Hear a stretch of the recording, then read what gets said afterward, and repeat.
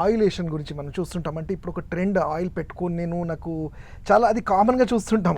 అసలు పెట్టుకుంటే బయటికి వెళ్ళము. అండ్ ఇంకో అపోహ ఏంటంటే ఆయిల్ పెట్టుకోగానే హెయిర్ ఫాల్ ఆగిపోతుంది అనేది కూడా అపోహ. ఇక్కడ ఎందుకంటే హెయిర్ ఆయిల్ చేయమనేది ఎందుకు చెప్తాము అంటే మనము దాన్ని సర్క్యులేషన్ పెంచడానికి and at the same time మన హైపోథాలమస్ అంటే స్కాల్ప్లో ఉండే హైపోథాలమస్ లోపల ఇది శరీర ఉష్ణోగ్రత అంటే మన టెంపరేచర్ కన్నా చాలా ఎక్కువ ఉంటుంది, 1 డిగ్రీ ఎక్కువే ఉంటుంది. అంత హీట్ వల్ల కూడా ఫాలికల్స్ దెబ్బతింటాయి. కాబట్టి దాన్ని మనం ఆ మీడియం బ్యాలెన్స్ చేయడానికి ఆయిల్ పెట్టుకోమంటాం. చాలా హార్ష్ ఎండలో వెళ్ళినప్పుడు క్యాప్స్ పెట్టుకోవడము ఇలాంటి వాటి వల్ల ఏంటంటే కొంచెం ప్రికాషన్ తీసుకోవచ్చు. అలానే ఆయిలేషన్ అనేది హెయిర్ ఫాల్తో తప్పకుండా దానికి ఎంతో కొంత ఎఫెక్ట్ ఉంటుంది. బట్ అలానే మనం సర్క్యులేషన్ పెంచిన వాళ్ళం అవుతాము.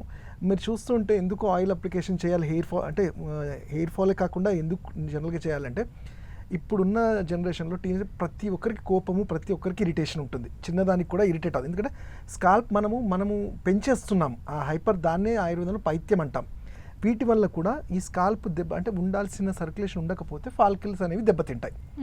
సో మనం చూస్తే సైంటిఫిక్గా చూస్తే హార్మోన్స్ అండ్ ఎలా చెప్పాము, జెనెటిక్స్గా ఎలా చెప్పాము, మనం తీసుకునే ఫుడ్ మన మానసిక స్టేట్ అంటే మన స్ట్రెస్ లెవెల్స్ ఇప్పుడు నిద్ర లేకుండా చాలా ఇరిటేట్గా ఉన్నా కానీ మన బాడీ తీసుకోదు. అది తీసుకున్నప్పుడు వేడి జనరేట్ అయినప్పుడు ఫాలికల్స్ అప్పుడు కూడా వీక్ అవుతాయి.